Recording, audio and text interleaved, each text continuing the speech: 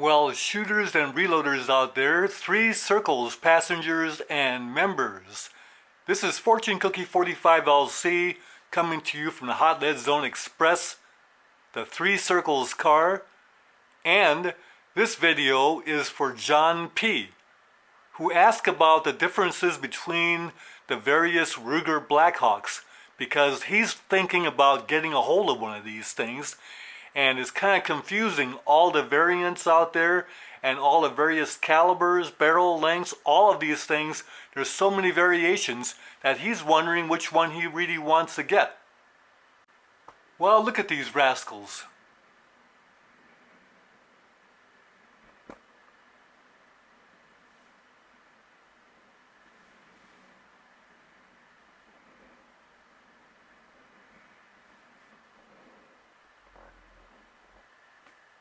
Well, hello to you again. It's Fortune Cookie 45 LC.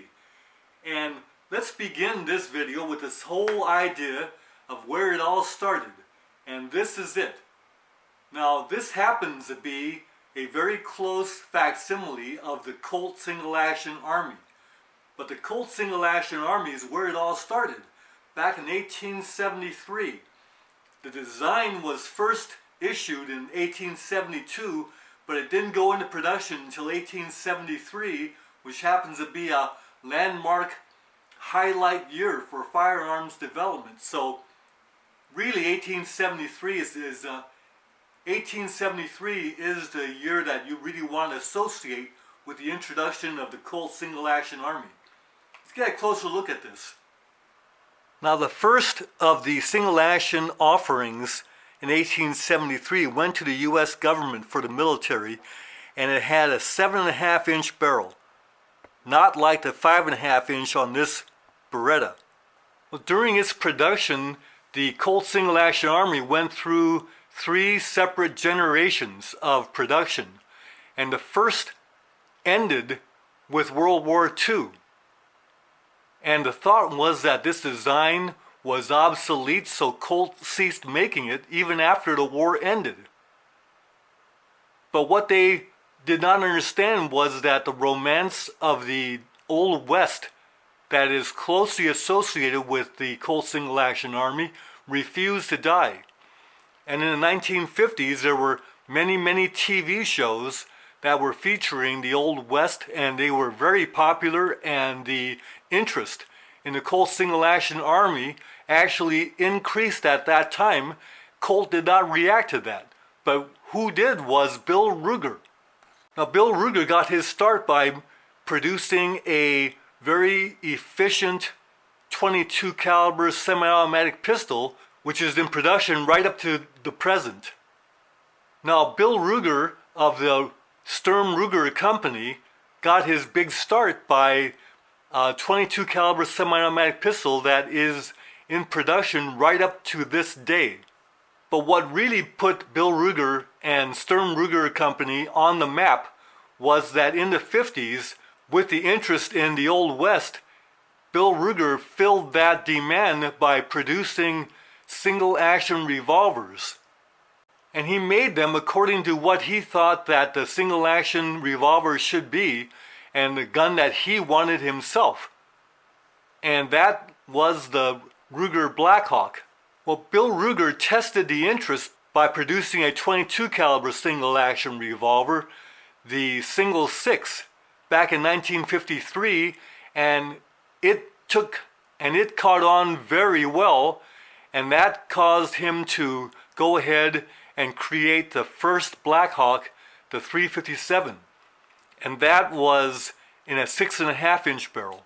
Now, the history of the Colt Single Action Army production involves 3 separate generations of production. And the first generation ended with the Second World War, and after the Second World War, Colt thought that the Single Action Army design was obsolete and let it lapse. The interest in the Old West was at an all-time high after the Second World War, and there were many TV movies and series that depicted the Old West, and the shooters of America wanted single action revolvers. And Colt failed to take into account all of this, but Bill Ruger actually capitalized on it. Well, Bill Ruger first tested the atmosphere by offering a .22 caliber single-6 single-action revolver, and it really became popular. And that was in 1953. Well, it didn't take Bill long to go ahead and produce the centerfire in 1955, which he called the Blackhawk, and it was introduced in .357 Magnum caliber, and it had a 6.5-inch barrel, kind of like the same idea of the introduction of the single-action Army with a longer barrel. When Bill Ruger introduced this revolver, he wanted it to be distinctly a single-action revolver, and there's no doubt that it is that. But yet, he incorporated a much more robust frame, slightly bigger than the Colt single-action Army, stronger. Even by visual appearance, it was stronger. And then Ruger incorporated adjustable sights, which is what American shooters wanted. But oftentimes they had to pay more for that, and Bill Ruger incorporated that at a very nominal cost. This was priced very reasonably. In addition, he went with coil springs because he knew that the leaf springs of the single-action Army was one of its weak points. Coil springs are almost indestructible. And so all of these things appeal to American shooters. This gun took off like a rocket back in 1955. Today, shooters like John P., looking for strong revolvers, would not go wrong to go with the Blackhawk, which has the larger frame. Stay away from the smaller frame offerings like this one, which is a flat top but uses a smaller Colt single-action size frame. This does not have the strength to handle heavy loadings in the .45 Colt nor the .44 Magnum. This will be okay for standard .45 Colt loadings, all .357 Magnum loadings, this kind of thing, but definitely not heavy loadings in the .45 Colt or .44 Magnum. So, John P., the revolvers you see here are all on the larger frame. And they are very strong, so that if you're going to go with a .44 Magnum Super Blackhawk, it's the same frame as the original Blackhawk and .357 Magnum.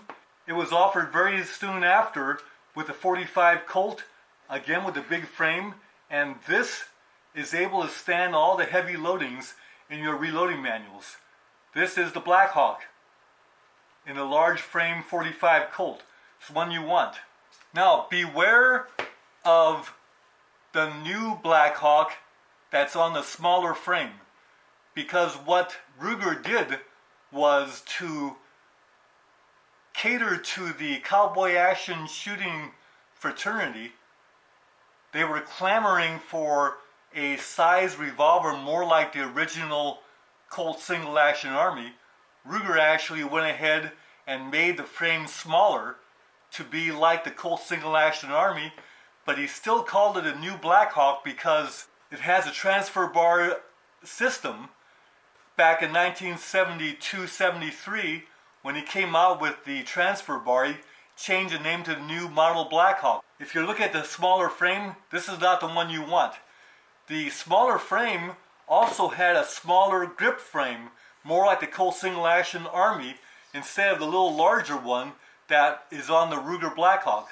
So you want the larger frame, larger grip frame model. And this will give you the strength you want. This one won't. Now, when Ruger first came out with a fixed-sighted version of the Blackhawk, and they rounded off some of the sharp edges, they called this the Vaquero. But it had the same large frame that was on the Blackhawk. If you got a Ruger Vaquero, it's fine in .45 Colt for shooting heavy loads. What you gotta watch out for, John P., I'm sure you realize that, is that Ruger came out with what they call the new Vaquero. And the new Vaquero, again, for the cowboy action shooters, shrank the frame down to the size of the Colt single action Army, and also put the smaller grip frame on there and call it the new Vaquero. The new Vaquero is not the same strength as the old Vaquero or plain Vaquero. This one will not handle heavy loads like a 44 Magnum. In fact, they discontinued the 44 Magnum chambering in the new Vaquero because it won't stand the pressure.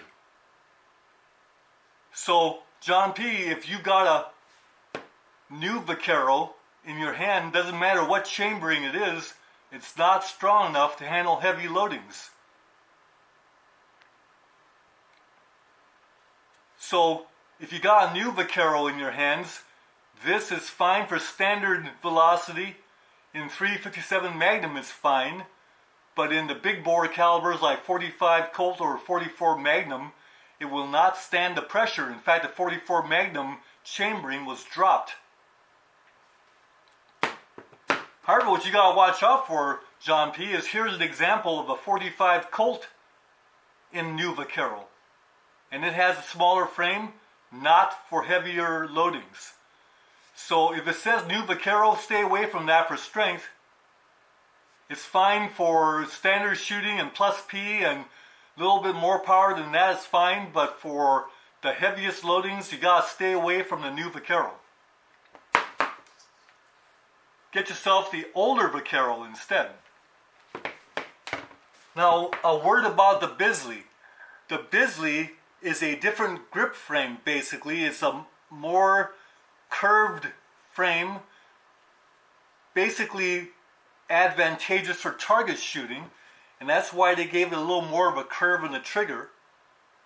But basically, the grip frame is interchangeable with the other grip frames, so that the main receiver here is still the larger receiver. So this in 45 Colt would be able to handle all of your heavier loads. The Bisley also has a different hammer spur, a lower hammer spur. And a lot of people like the Bisley. It's got a comfortable feel for some shooters. But it's not your traditional single action Army grip frame. So to conclude all of this, if you got a Ruger Blackhawk, this is the new Model Blackhawk. In 45 Colt, you're on good terms to be able to shoot heavy loads. If you've got the Vaquero in 45 Colt, got the large frame, you're on good terms to shoot heavy loads.